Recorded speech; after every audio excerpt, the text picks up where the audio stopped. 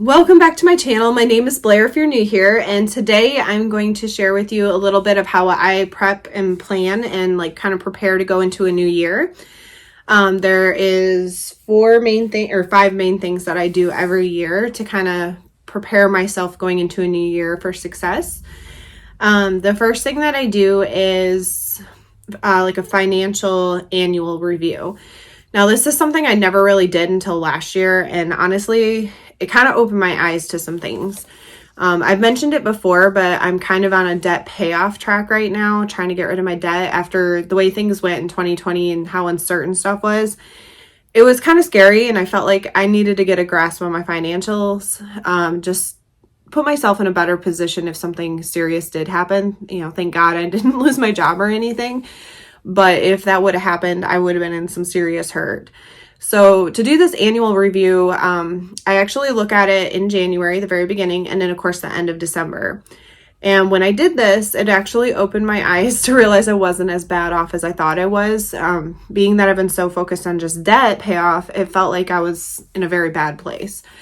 So when I do an annual review of my finances, I basically look at what I have for assets, things like my 401k, my pension, how much value I have in my home, how much value I have in my car, and I add all those up. Then I go and look at my debt. So student loans, credit cards, my mortgage, and I add those up and subtract them and see if I come out in the red or in the green. And the first year I did that, I was kind of surprised. I did come out in the green, which was shocking for how much debt I felt like I had. So that was really nice, and it put me in a much better positive mindset about my finances going into the next year. And it kind of helps because you see the progress you made when you're paying off debt. I mean, yes, I see that bills are disappearing and things are getting paid off. But when I looked at it as a whole picture and saw that asset value, that in green it started to go up, up, up. So that was really quite a nice feeling. So that's the first thing I like to try and accomplish before the end of the year, and to kind of, set that mindset going into the next year. The second thing I do, obviously YouTube is literally just something I'm doing for fun. I enjoy making videos and editing them. And I like to share little bits of my life and some of the fun things that I do. But I've been trying to stay extremely consistent with that. I post videos twice a week, every week. I think I've only missed it once. So I always create a video planner in a spreadsheet where I put down at the beginning of every month what days I would have to put up videos and kind of get a grasp on the idea of what I'm going to film and upload, just to kind of keep me accountable. So I need to set up a new tracker for that for 2022. And then I have shared before, but I do have a budget and debt tracker sheets that I do, and it kind of goes with my financial annual review. Basically, every year I do a full spreadsheet, right? So for 2022, it always starts with a tab for my annual review. I have a tab for emergency and savings. I have a tab for my sinking funds to track. And then I always do for each month 2 additional tabs. And one is my budget, where I can kind of outline what bills I have due from each paycheck, and it calculates it out.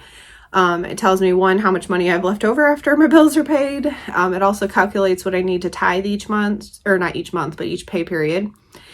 And then I also have a second tab for each month that is going to allow me to track my debt. So I have it kind of broken down. I have credit cards, student loans, and in my mortgage. So I have one, the name of the company, how much debt I have, my balance, what my minimum payment is. And then there's a section if I need to pay extra as I'm going through my debt snowball situation. And this kind of keeps it so I can see everything. I know exactly where I stand with my debt, what ones I still have, and then I cross things off or delete them as they're paid off. That way I can have a running total as well at the bottom of how much debt I really do have. So I need to set up a new spreadsheet for 2022. Mind you, I'm not going to show all these things, but these are things that I have already done or am in the process of. Now, the other thing that I do is print new calendars. I always go through Pinterest, find free printable calendars, because I just find that easier than paying for something. So I always print a regular, calendar with the 12 months. That's for work. I use that to kind of keep track of my days off and things of that nature. I also have a perpetual calendar to track my PTO, so I know where I stand with that, because sometimes our systems are not always right at work. And I don't want to be in trouble for taking PTO when I didn't have it. And then I also printed out this year, like kind of a 2022 overview. I thought that might be handy to kind of have for at a glance. Especially my job, we're constantly looking at a calendar because we do sometimes plan things out 7 days ahead. And when you get to the end of the month, you can't see the next month because it's not that type of a calendar you would buy at the store where it has like, you know, the next month listed at the bottom. So that's one other thing that I do. So actually, I think that's going to put me at 6 things, sort of. Now, of course, the traditional thing that everybody does is set goals. So I do set goals as well, and I kind of break these into 4 sections. I have financial goals, which usually are geared around a debt payoff, a savings situation, those kind of things. And I always try to set like 2 to 3 goals for each category, just so that way there's a lot of different things I'm working towards. And I know some people do monthly goals, and I have tried that. I did not care for that because I felt kind of rushed to get things done. For me, it works if I just have a yearly goal. And I'll explain how I kind of keep on track with that in a second. And then the second category I do a goal for is health. So health could be, I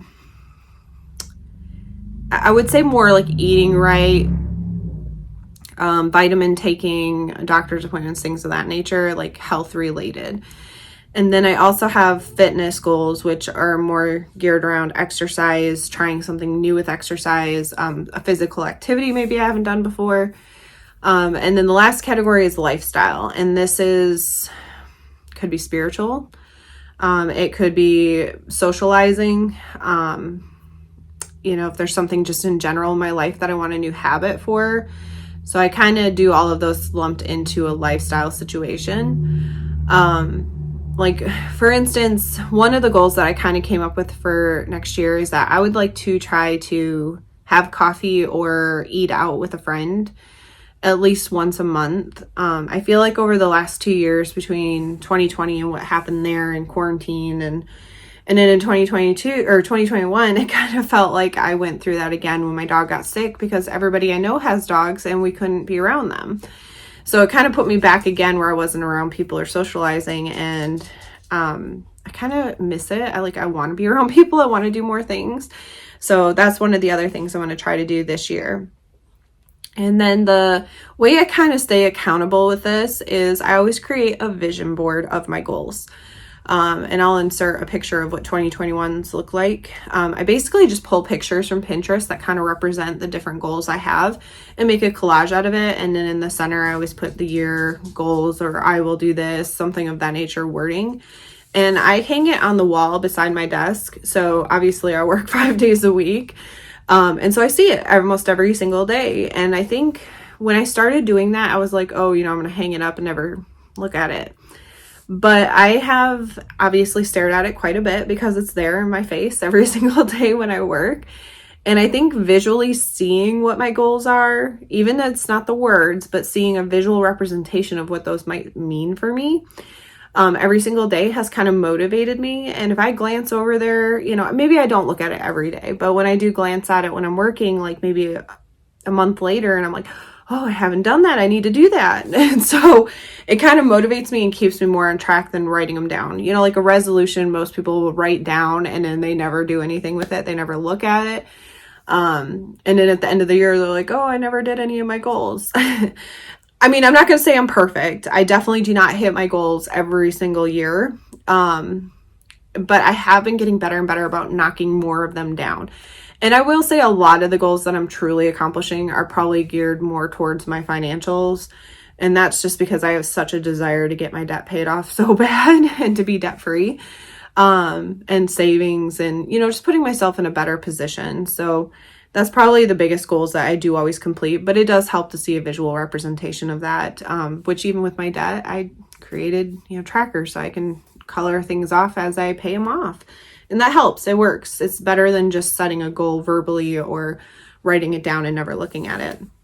So these are the few things that I do to kind of prepare for a new year. Financial review, set up a tracker for my videos to plan.